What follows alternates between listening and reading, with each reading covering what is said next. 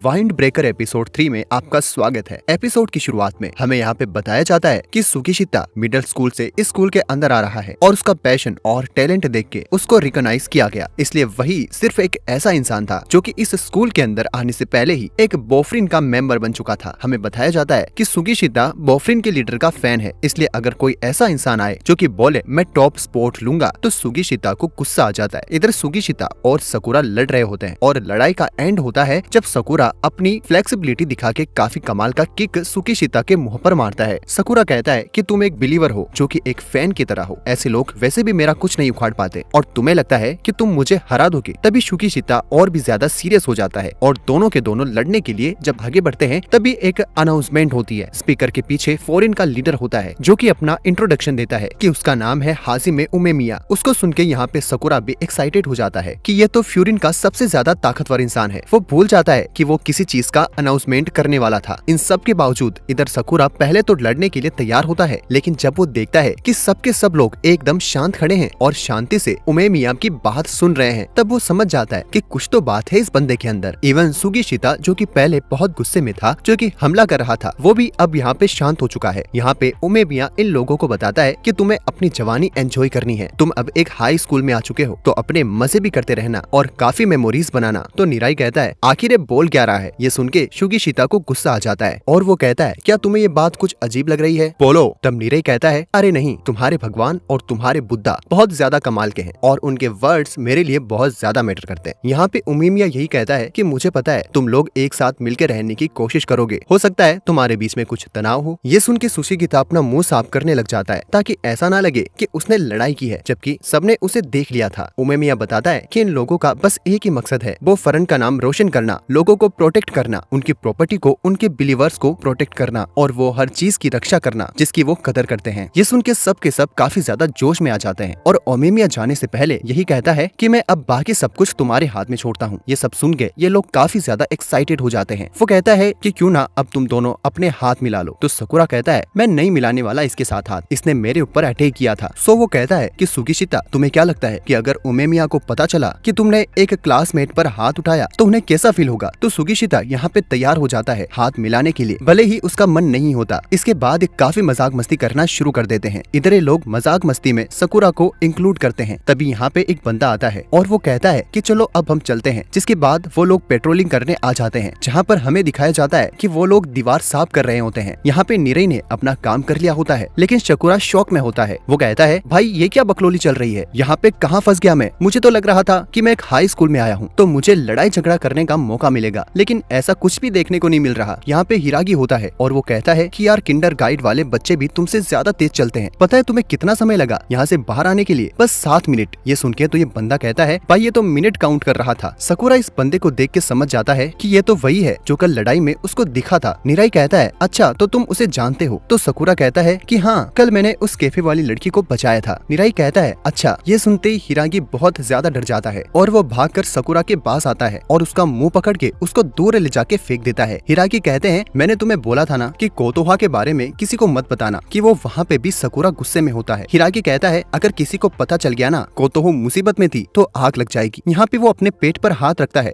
और कहता है अच्छा वैसे भी कोई फर्क नहीं पड़ता क्योंकि कोतोहो वहाँ पे नहीं थी, समझ गए ना। और अब आगे से कल जो हुआ उसके बारे में किसी से बात मत करना। वो यहाँ पे अपनी जैकेट में हाथ डालता है और कुछ बाहर निकालने लग जाता है, जिसको देख के यहाँ पे सकुरा रेडी हो जाता है। वो बोलता है भाई क्या निकाल रहा है, चाकू या हथियार? यहाँ पे वो गैस की टेबलेट्स निकालता है। वो कहता है देखो मेरा पेट खराब हो जाता है और मेरे मुंह से खून आने लग जाता है, गोलियां खानी पड़ती है मुझे। सकुरा सोचता है कि क्या मजाक चल रहा है इस शहर में, सब अजीबो गरीब क्यों है। सकुरा इन बाकी लोगों के पास वापस आ जाता है। निराई पूछता है कि क्या हुआ था वहाँ पे। तो सकुरा बोलता है पता नहीं किस बात पर गुस्सा आ गया और वो मुझे मारने लग गया, अजीब आदमी है। ये सारी बातें निराई नोट करने लग जाता है और सकुरा कहता है अरे तुम लिख क्यों रहे हो ये सब? तो निराई कहता है तुम्हें पता है हिरागी बफरीन की 4 किंग्स में से एक है। तो हमें बताया जाता है यानी कि निराई उमेमिया सबसे टॉप पे है, जिसके नीचे 4 किंग्स है, उनके नीचे 3-3 क्लासेस है और वो हर एक क्लास की 3 ग्रेड्स के कैप्टन है। निराई बोलता है कि 4 टीम्स इस स्कूल के अंदर टामोल टीम, जिगुको, जोजो और कोमोको टीम और हम टामोल टीम के हिस्सा हैं और हिरागी इस ग्रुप का कैप्टन है। वो बोलता है कि 4-5 बच्चों के ग्रुप में बढ़ जाओ और एक सेकेंड ईयर या फिर थर्ड ईयर का सुपरवाइज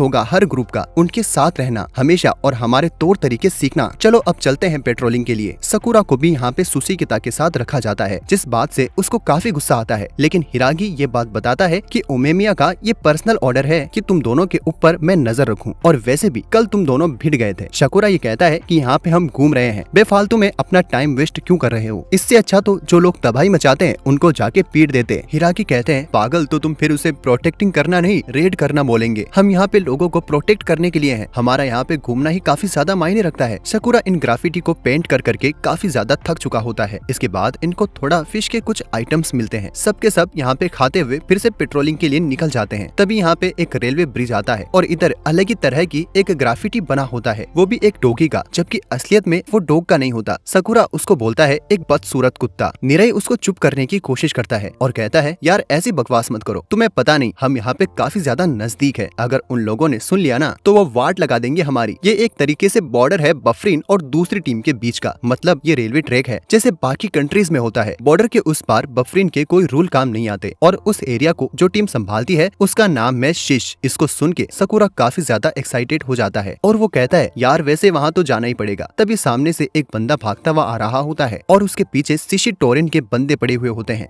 जिन्होंने अपनी ऑरेंज कलर की जैकेट्स पहन रखी होती है, यानी कि गैंग वाली जैकेट्स। हिरांगी समझ जाता है कि ये बंदा वहाँ से बचकर नहीं निकल पाएगा, तभी वो गिर जाता है। तब वह बंदा यहाँ उसको पकड़ने वाला होता है कि तभी सकुरा और सुशिकिता दोनों के दोनों काफी कमाल की एंट्री मारते हैं और इस बंदे को मारते हैं। सोवो को यहाँ पे काफी ज्यादा मजा आ रहा होता है। यहाँ पे शिशी टोरिन का एक हायर अप आता है और इसको देख के दोनों के दोनों बंदे शॉक हो जाते हैं। इस बंदे का नाम होता है गोमेजो। ये शिशी टोरिन का सेकंड कमांडर होता है। वो बहुत धीरे धीरे बोलता है कि यहाँ पे फ्यूरिन के बंदे क्या कर रहे हैं। सकुरा कहता है ये बंदा इतना धीरे क्यों बोल रहा है। हिरागी कहता है कि हमारे एक लड़के के पीछे ये लोग पड़े थे इसलिए ऐसा हुआ। तब जो कहता है कि तुम तो हिरागी हो, क्या हाल है। सकुरा काफी कंफ्यूज था। ये सब लोग काफी घबराए होते हैं। सकुरा को कोई डर नहीं लगता और कहता है कि ये बंदे में दम तो लग रहा है। नीचे लेटा हुआ बंदा उठ के खड़ा होता है और कहता है तुम्हारी हिम्मत कैसे हुई, हमारा सौदा हुआ था कि हम एक दूसरे के मैटर में टांग नहीं अड़ाएंगे, आखिर तुम्हारी हिम्मत कैसे हुई हमारे एरिया में आने की। इतने में उसके सर पे जो कांच की बोतल तोड़ देता है, जिससे वो यहीं पर बेहोश हो जाता है। वो उसका सर पकड़ के उसे उठाता है और कहता है क्या बोला तुमने, तुम्हारा एरिया, तुम हार गए हो, भूल गए हो क्या। यहाँ पे वो उसको बहुत ज्यादा मारना शुरू कर देता है और हिरागी उसको रोकने की कोशिश करता है। जो का मानना यही होता है कि कमजोर लोगों की हमारी टीम में कोई भी जरूरत नहीं है और अगर तुम एक बार हार गए तो इसका मतलब ये है कि तुम कमजोर हो। यहाँ पे वो उसकी जैकेट निकाल लेता है और सोवो इधर आ जाता है। उसने कुछ ऐसी अफवाह सुनी थी कि इन लोगों के आसपास रहने से तुम्हें कोई अच्छी फीलिंग नहीं आती, कुछ तो गड़बड़ होता है। सकुरा कहते हैं कि क्या बोलो तुमको ताकतवर हो, तुम लोगों ने मजाक बना के रखा है यहाँ पर। यहाँ पे सकुरा ने डायरेक्ट पंगा ले लिया होता है। जो सकुरा के पास आता है तभी वो उसके सर को देखता है, जो कि उससे काफी अजीब लगता है। वो उसको थेलो गेम कहकर पुकारने लगता है और वो उसे सकुरा की बातें बहुत तेज सुनाई दे रही होती है, जिस पर साकुरा कहता है मैं तेज नहीं बोल रहा, तुम धीरे सुन रहे हो। यहाँ पर ये लोग आपस में बकवास करते हैं। इसके बाद जो यहाँ से चला जाता है वो कहता है चलो बाद में मिलेंगे, खेलो गेम। ये लोग यहाँ पे लड़ते नहीं है, जिसके बाद ये सब के सब थोड़े परेशान हो जाते हैं। निरई यहाँ पे कहता है कि तुम्हारी गलती है, तुमने एंड में जाते जाते उनको छेड़ा, वरना वो इस वाली बात को भूल जाते कि हमने उनके बंदों को किक मारी थी। तो हिराकी कहता है कि ऐसा नहीं है, जो शिशी टोरिन का हायर अप है और वो कब्जा करने में ज्यादा मानता है, तो वो उस बात को बिल्कुल भी नहीं भूलता और यहाँ पे भाई दबादब गोलियां खा रहा होता है। हिराकी इस बंदे के पास आता है और पूछता है कि तुम सान मिडिल स्कूल से हो ना। तो ये बंदा कहता है हाँ मैं सासाकी हूँ। तो हिराकी कहते हैं फिर सासाकी हमारे साथ चलो, हम तुम्हें उमेमिया के पास लेके जाएंगे। तो ये लोग उमेमिया के पास जब जा रहे होते हैं तब हिराकी की काफी फट रही होती है और उसका भाई फिर से हार्ट बर्न होने लग जाता है। सकुरा मन में सोचता है कि यार इसकी इतनी क्यों फट रही है। जब मैंने उस बंदे की आवाज सुनी थी तो ऐसा लगा था कि वो काफी चिल आदमी है, तो उससे डर क्यों रहे हो, ये लोग किस तरीके के आदमी है। उमेमिया जब ये लोग यहाँ पे छत पे आते हैं तो देखते हैं कि यहाँ पे तो भाई अलग ही माहौल चल रहा होता है, एकदम काफी अच्छा खासा माहौल बना रखा होता है। और फाइनली हमें यहाँ पे उमेमिया को दिखाया जाता है, जो कि एक हाई स्कूलर भी नहीं, मतलब छोटा बच्चा टाइप लग रहा होता है। इनकी हरकतें भी वैसी ही लग रही होती है। इसी के साथ हमारा ये एपिसोड यहाँ पर एंड होता है।